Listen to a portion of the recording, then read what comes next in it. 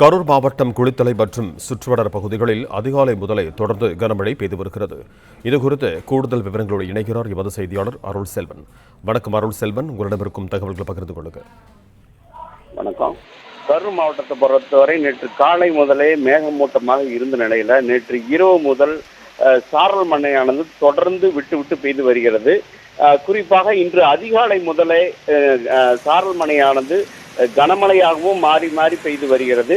இதனால கரூர் மாவட்டத்தில் செயல்படக்கூடிய பள்ளிகளுக்கு மட்டும் இன்று விடுமுறை அறிவிக்கப்பட்டிருந்த நிலையில இன்று காலை 8 மணி நிலவரப்படி அதிகபட்சமாக தோகை மழையில 23.20 மில்லிமீட்டர் மழையும், குறைந்தபட்சமாக அரவக்குறிச்சியில் 1.20 மில்லிமீட்டர் மழையும் பதிவாகியுள்ளது.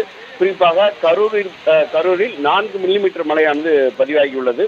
இந்த தொடர் மழையின் காரணமாக காவிரி ஆற்றில் நீர்வரத்தானது அதிகரித்துள்ளது. இன்று காலை 6 மணி நிலவரப்படி மாயனூர் கதவணைக்கு 4321 கனஅடி தண்ணீர் தற்போது வந்து கொண்டிருக்கிறது. அந்த தண்ணீரானது முழுவதுமாக காவிரி ஆற்றில் திறக்கப்பட்டு வருகிறது.